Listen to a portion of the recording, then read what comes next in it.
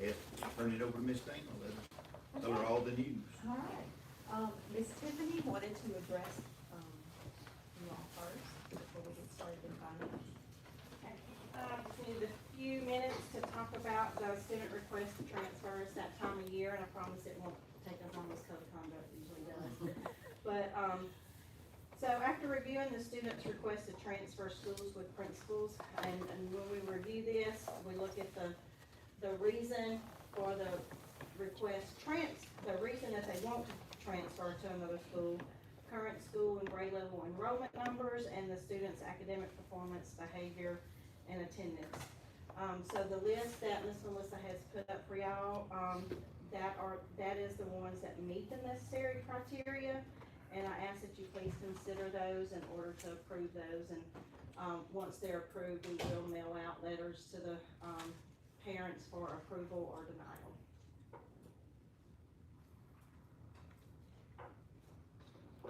Any questions? All right. Thank you so much. Thank you. Okay, we'll get on with the financial report then. If you would, turn to your, sales tax comparison, and this is gonna be for March 2025. And we're gonna start out with, the month of March, the WPSB of Okaloosa split, the 45-55 split. We were down for the month of March, around $60,000, or 19.59%, and that's, for the month. And down $140,000, or 4.87% year to date.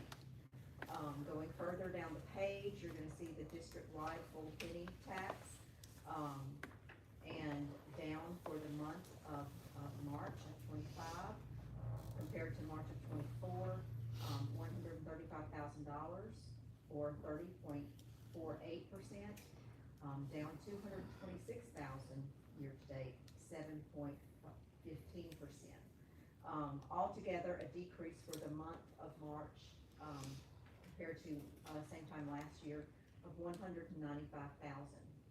And as you know, I tell you that I look through the sheriff's office's reports that they send to us when they send our distributions, and I looked at my notes from this time last year. And last year, March of 2024, we had $243,000 in extraordinary sales tax receipts, and most of that was attributed to solar farms. So it was kind of a big hit all at once, so not anything regular. So that made me feel a little better when I looked at the numbers. Any questions regarding the sales tax report? Ms. Dana, if you took the sales tax that we got from the solar farm, and you took that out of the picture, then what kind of decrease or increase would we got? We would have had a slight increase in So the picture is not as quite as bleak as right. it And looks. so once I looked at those reports and, especially reviewed my notes from last year, that, like I said, that did make me feel a little bit better. All right, so let's move on to the general fund. We're gonna look at the balance sheet first off.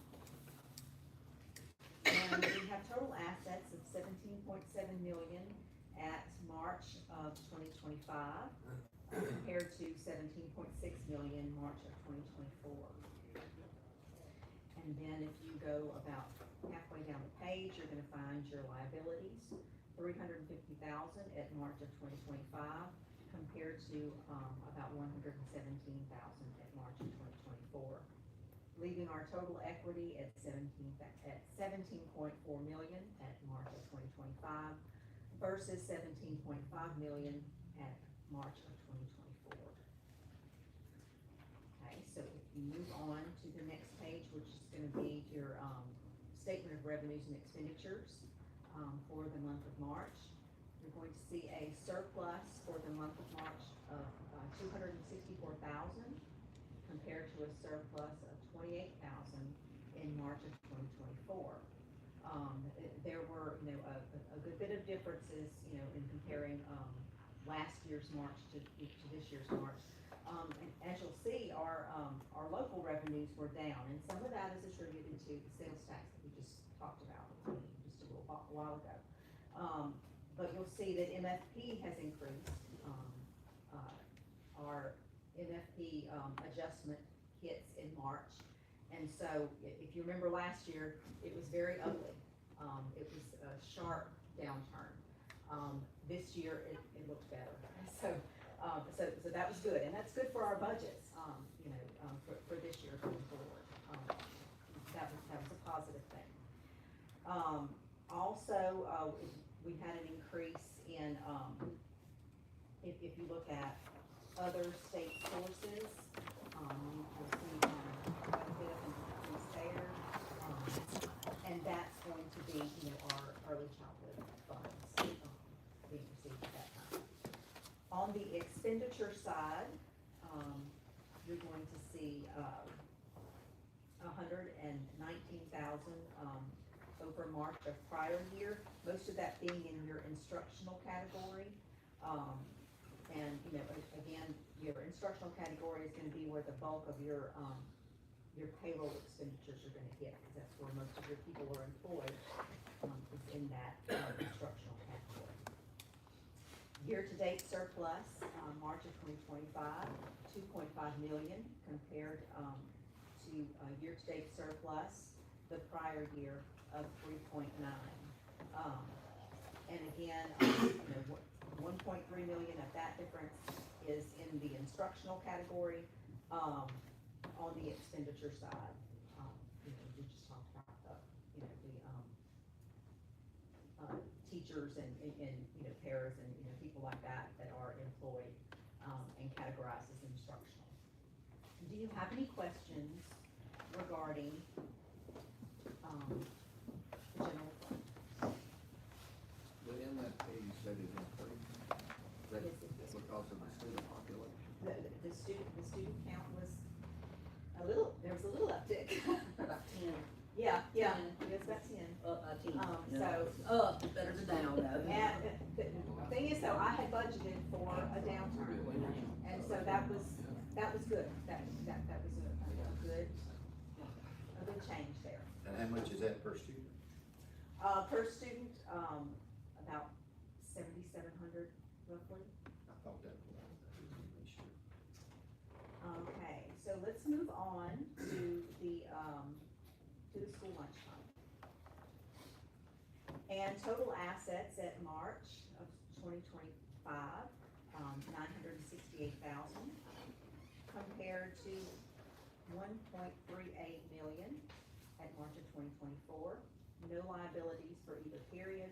And so your total equity, for March of 2025, would be, 268,000 at March of 2025 versus 1.38 million at March of 2024.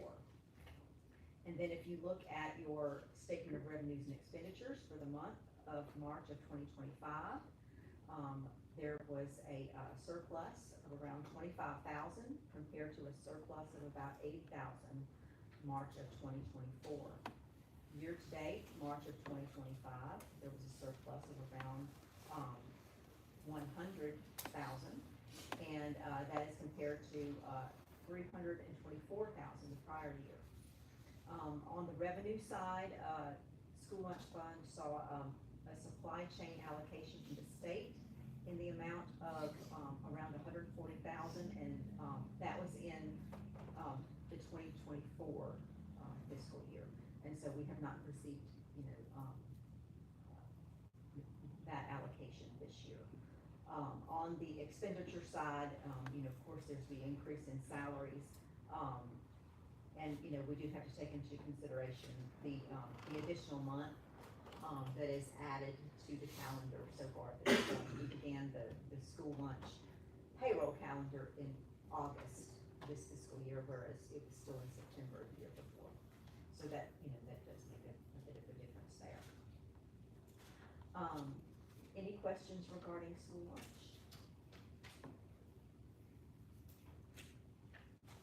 Okay. All right, let's see. Also tonight, in our regular meeting, we're gonna be, addressing, Varnado High School re-roofing bids. So I'm just gonna, kind of give you the gist of that. We received 2 bids for, the Varnado roofing project. You're gonna see the score sheets there. We gave the greatest weight to cost, but we did have Mr. Ingram, review the bids, to check the quality of the materials, to be used in the projects by the bidders, just to make sure we were comparing apples to apples. He did, and the shingles, for, both bids were actually, it's the same shingle, same company, same, grade. The only difference was the cost of the job. And you'll see that in your documents, it was, quite a big difference there. And so, we'll address that once we get, into the rest of the meeting. Do you have any questions about the bid? Where are these companies from? Micon is from Bogalusa, and the other one is, somewhere in St. Tammany, I'm gonna say maybe Slidell. So not far, but, So we supposed to have 3 bids? Or just the 2 that Well- come in and that's it? well, we actually, it's out for, whoever. Okay. And there was only got 2 And back? we received 2 back. Okay. Now, we did have 5 companies that went through, there was a mandatory walkthrough. We had 5 companies that did that, but, ultimately we had 2. We did some patchwork on that roof during spring break also, a little patchwork, because we had to put a tarp over it, so we had to go through, it's a little more, they desperately need the roof, so. So when they bid, did they look at, do we look at the cost compared to shingles to tin? No, it's, Just shingles? just shingles, and. Cause I'm saying, we look at, and I'm just saying that, in the long run, tin's gonna be there for twice as long as shingles. A lot of that roof flat. Yeah, is it? Oh, is it over the Varnado? Well, I'm just saying, like for Mount Hermon, when they redid Mount Herman's a couple of years ago, you pay this money, a tin roof is gonna last 80 years, shingle roof's gonna last 20 years. That, it changes on insurance also, Yes, it does. and so I think the 10 is higher than the. Is it higher for the Yes, insurance? It is. My wife dealt in that insurance, and Mine went down because I put 10 on mine. really, Yeah, with State Farm. I have 10 on mine, and that's good, but Yeah. they're, Well, I was just wondering, I love the Talk about architectural. building. I know. Is You it lose the, me is it there. the architectural shingles that we asking for? I'm sorry, say again? Is it the architectural shingles? Yes, sir. Okay, I really like them, they last a long time. And the actual, bid document, specifies, the year life, the minimum year life that we needed that we required. And both, like I said, they were both the same shingle, both companies. Okay, so we'll address that. Next, we're going to have our copy paper bid. And you'll, turn to that again, there were 2 bids. JBP Direct and Contract Paper Group. That's the copy paper bid, I don't have that attached. It's on the regular board meeting. Okay. Oh, I'm sorry, Okay. yes, it's on the regular board. Leave that cheap. Yeah. GBP, actually came in lower at $27,349. However, we request that they send a sample, and both companies did. GBP, I'll never get those letters right. People won't say GEP, did not perform well. The edges were curling up, it was jamming up the machine, that kind of thing. Now, the costs for both came in well below what was really, required. For a bid, the bid process, in other words, the bid process wasn't actually necessary, spoke with Mr. Garver about this, about the best way to move forward. You know, he suggested, the rejection of the two bids. It would have been better if we had had, you know, third alternative there. So we could at least get a good comparison there. But, you know, we did not. And since it is below the bid threshold, we can simply get additional quotes from vendors.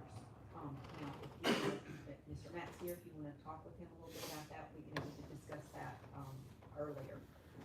So if you have any questions, either, you know, here, I could, you know, answer that. But that's gonna be my recommendation, is that we, you know, throw out the two bids, you know, because it would be better for us. So we're gonna try to do the whole thing over? Oh, no, it's below the threshold to where So we you're just gonna can try just, to add to it? we can just get, right, we can just get quotes. Yeah. And next year, you know, since it is below the threshold, next year, you know, you probably won't even have to go with this, you know, unless something crazy happens with paper prices between now and then. You know, I got a question going back to Warner Doe re-roofing. Mhm. They had some major leaks. I mean, it leaked for years, and even the new building. Yeah. And I'm wondering when they pull those shingles off, if there'd be quite a lot of damage that had to, it's probably gonna affect that bid. That part of that bid, you may explain that, Right. Miss Dana, Mike did talk to me about that, Mr. Robert, they had to bid on, what's it called, The wood decking. the decking, underneath. yes, and so they Right. had to do so much a sheet because there could be major Right. problems under there, yes. And And the price actually- could go up some because Yeah. of the decking, yes. Right, And you're right, because Oh, it's there's leaked also for went so with long. 1/2 inch instead of 5/8, and it was sagging. and Yes, it was bad. And me and Yeah. Mike talked, he come and talked to me about that. Definitely we will have to change some of that. Right, both, and just, you know, for your information, both companies, projected, $100 per sheet. You know, so you're not gonna know until you peel that off. You know, one company had it, you know, embedded within their bid, you know, for 10 sheets. Well, you may peel it off and there may be, maybe 20, yeah, maybe 20 sheets. Whereas, Micron gave a base price and then, you know, the 100 per sheet, you know, depending on what happens when you know, open that up. But it was still gonna be a good bit less. Is that 100 a sheet that's installed, correct? That's just $100 per sheet has to be replaced. And that's, is that half or 3/4? That makes a difference. Yeah, It you're does. talking to the wrong person Three-quarter about that. 5/8, that's what they done. Mike's gonna be You're here right, at babe. 6, so. when Yeah, he you gets can there, ask he Mike. Ask Oh, Mike yeah, about that's that. what I said, 3/4. This morning. That'd be tough with a dog. Come on, you So the news different. All right, any other questions regarding those two items there? Okay. Also for tonight, and this is just, you know, run of the mill kind of thing, we do this every year. You will need to adopt a resolution for, the 2025 millage rates, and you're gonna see that attached in your documents. It's expected, that these rates will generate approximately 2.35 million for the 25-26 fiscal year. And that's consistent, you know, with, you know, what we're collecting or have collected this fiscal year. And, you know, we're going to, you know, recommend that the board adopt those millage rates, and then we'll send that to the assessor's office, and, they'll do their thing. So, any other questions, regarding what we have going on tonight? That's all I'm gonna have, my part's pretty short tonight. Ms. Dana, I know it's early, but we don't have any idea what April looks like for a new. Well, those new sales tax? Yeah, I was just curious. It is a little early for that, because the taxes have started to were collected in April, starting in April by the vendors. And then starting in this month, then the vendors will send Okay, I that know to the exactly. sheriff's I know we're always office. like 2 months behind. I Right, didn't know how right. the process actually worked. And, Okay. yeah, and then the sheriff will, you know, begin distributing that to us. So, once that starts flowing, we'll have an idea of, what to look at as far as revenue. We'll get some kind of idea. Once we're, a couple months in, we can at least see, how it's flowing. Anyone else? Nothing else, we'll call the end to the, Ask Mr. Barber if he will, on these two cooperative endeavors, he might want to talk to y'all about this before, it's okay. yeah, I kind of explain it all. Yeah, good evening. This evening at the regular meeting, you're gonna be asked to approve or pass a resolution authorizing the superintendent to enter into two cooperative endeavor agreements. One is gonna be with the city of Franklinton and Franklinton PD. That's the first one. I'm not sure actually if it's the first one on the agenda or not, but the first one I'm talking about anyway. And essentially, the town as well as the Franklin Police Department have offered to provide a, I'm trying to say, it's security, but it's a escort service, sorry, escort to out-of-town sporting events. So they will, any of the schools that have an out-of-town sporting event, they'll make an officer and a unit available to escort the bus out of town to the opposing location, as well as provide security on site. So they're doing that kind of free of charge, just to sort of raise the awareness in the community and sort of increase their profile in the community as the police force. So I think that's a really good opportunity for our students and for the school system. So that's the first one we're going to be asking for approval to enter into. The second cooperative endeavor agreement is with the Sheriff's Department.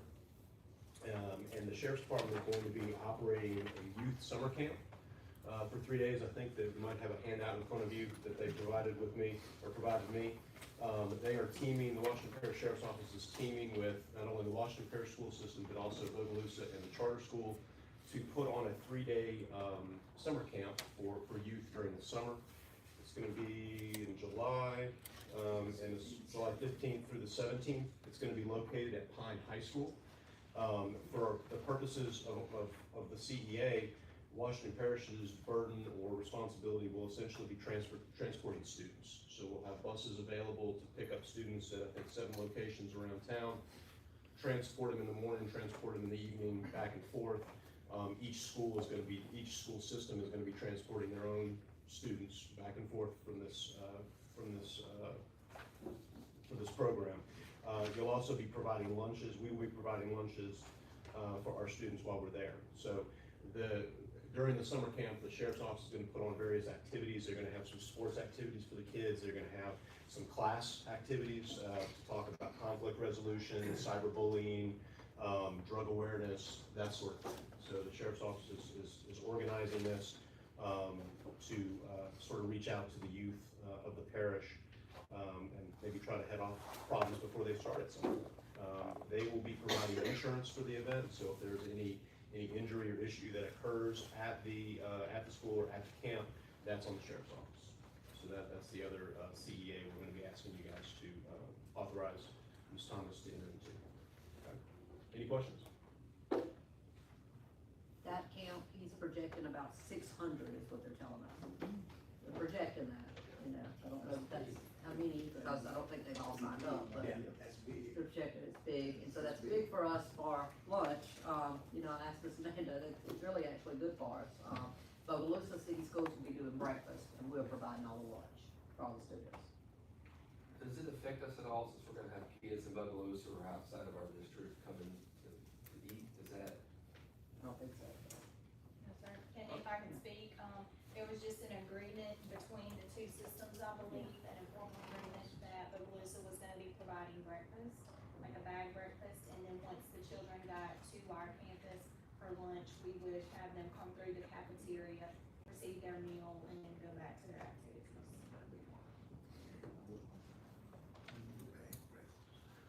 And we're providing the buses, which will be our district-owned buses. And but they're paying the bus drivers and our diesel and all that kind of stuff. now, we're gonna pick them up and take them home? Yes, sir. But you said the sheriff department is gonna pay for the expense. Yes, sir. Through a grant they have, so they're paying the bus drivers, gonna pay the diesel of our buses, that kind of thing. Okay, that'll work. And my understanding is they don't bring each child home, they bring them to like a central I location. think, yeah, there's where locations, parents it's kinda have them. like we do summer Like a school, rally there's a point. central location that they go to.